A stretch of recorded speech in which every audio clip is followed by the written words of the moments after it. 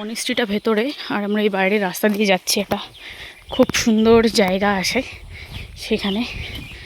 তো আমরা আগে আসিনি, কিন্তু আজকেই প্রথম আসলাম, কিন্তু প্রথম এসেই মানে জায়গাটা এক্সপ্লোর করা শুরু করে দিয়েছি। যেহেতু রাস্তাটা একটু হালাতটা খারাপ, কিছু করার নেই, চলো যাই। এখন একটু জঙ্গলের ভেতরটায় যাচ্ছি, আর আমাদের ঠিক পেছনটায় নদী, আর একদম পেছনে দেখতে পাচ্ছি মনিস্ট্রিটা দেখা যাচ্ছে, আর এই পেছনটায় তো নদী আছে। জায়গাটা বেশ সুন্দর, ভিউ জাস্ট অপূর্ব ভিউ। কেদে টোটো মোটো আইসে ভিউটা নষ্ট করলো। সঙ্গীত দা তুই ভিউটা দেখ, শালা কি ভালোই লাগতেছে, মানে কি যে ভালো লাগতেছে তোকে আমি বইলে বোঝাইতে পারতেছি না। ইস, অপূর্ব লাগছে, অপূর্ব।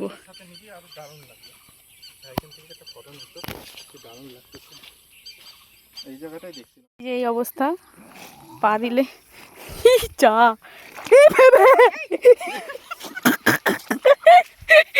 আর সামনে এত সুন্দর ভিউ। শোন না, এত সুন্দর ভিউ এর সামনে এত সুন্দর। যে এটা হলো ভিউ। এবার এবার আস্তে ধীরে করে যেতে হবে। জল, পাগল হয়ে যাব আমি।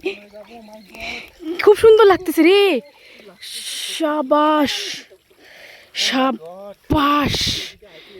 দাঁড়া দাঁড়া দাঁড়া, স্লিপ কাটে। হে কি ভালো লাগতেছে দেখতে।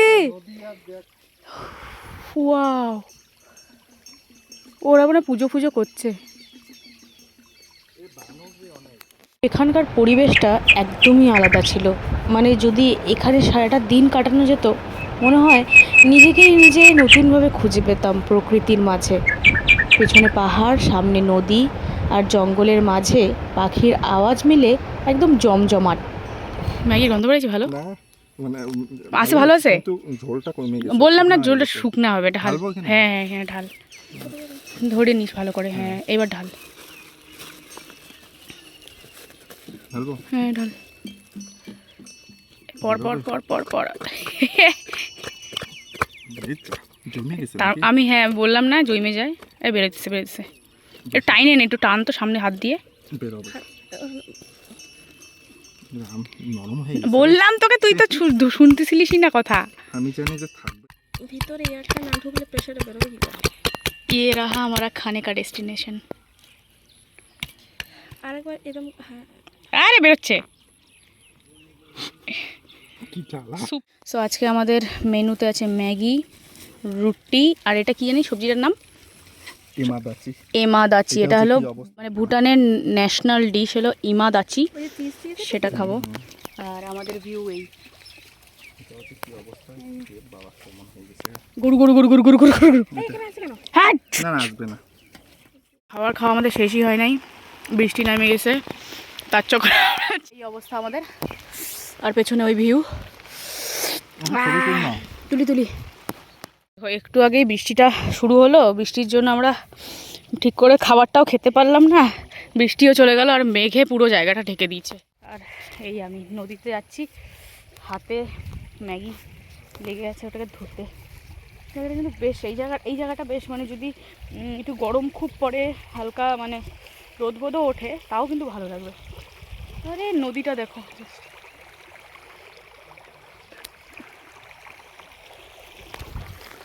এরকম জায়গাটা ভালো লাগছে, বেশ সুন্দর লাগছে।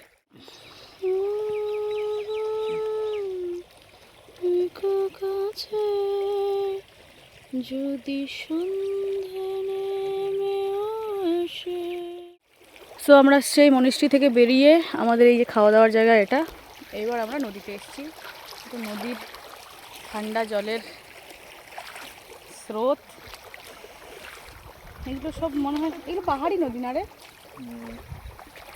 আর এই যে সামনের ভিউ, এইখানেই আছে পাহাড়টা, কিন্তু এখন পাহাড়টা পুরোটাই মেঘে ঢেকে গেল। বৃষ্টিটা আসছে কিন্তু আবার জোরে। হ্যাঁ আবার ফাঁকা হবে মনে হয়, যদি বৃষ্টিটা পড়ে মেঘটা সরে যাবে।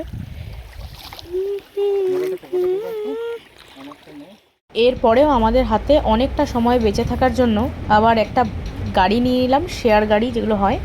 তো আমরা একদম জঙ্গল সাফারির সামনে থেকেই পেয়ে গেছি।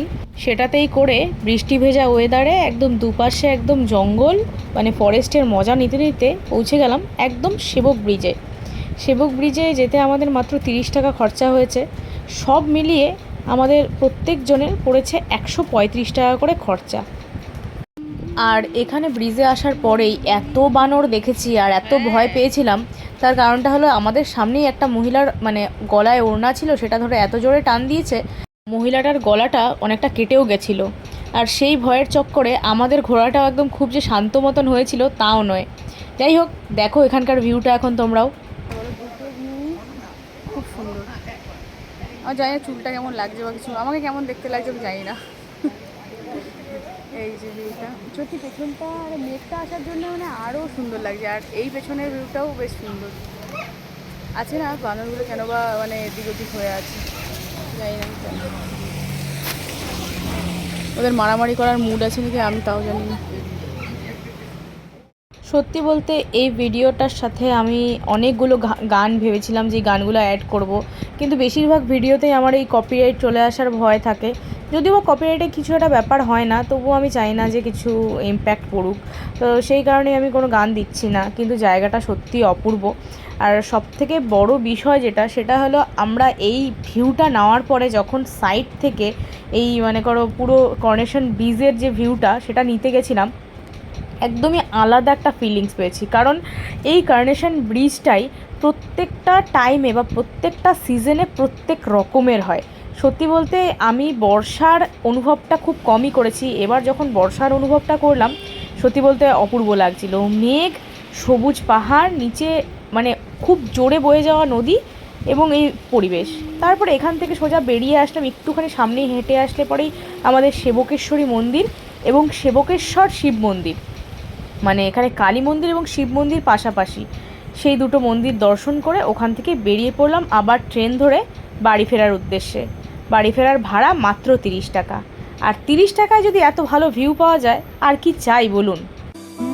বকুলের মালা শুকাবে, রেখে দেব তার সুরভি, দিন গিয়ে রাতে লুকাবে, মুছো না কো আমারই ছবি, আমি মিনতি করে গেলাম, তুমি চোখের আড়াল হও, কাছে কি বা দূরে রাও, মনে রেখো আমি ছিলাম, এই মন তোমাকে দিলাম, এই প্রেম তোমাকে দিলাম। অনেক দিন পর মানে ঘুরতে বেরিয়েছিলাম, এই কারণেই মনটা খারাপ ছিল। ভাবলাম যে ঘুরে এসে মনটাকে ভালো করব।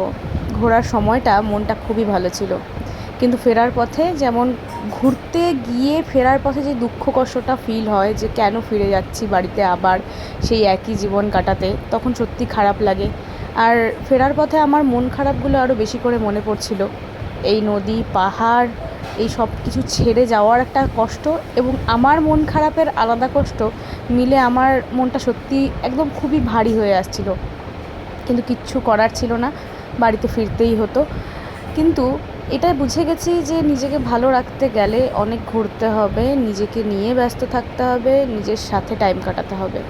আর যেই মানুষগুলো নিজের সাথে টাইম কাটানোর থেকে বেশি কিছু মানুষকে নিজের লাইফে বিশেষ করে আঁকড়ে ধরে, সেই মানুষগুলো সত্যি খুব কষ্ট হয় যখন সেই মানুষগুলো হঠাৎ করে জানতে পারে আঁকড়ে ধরা মানুষগুলো একদমই আঁকড়ে ধরার মতন নয়।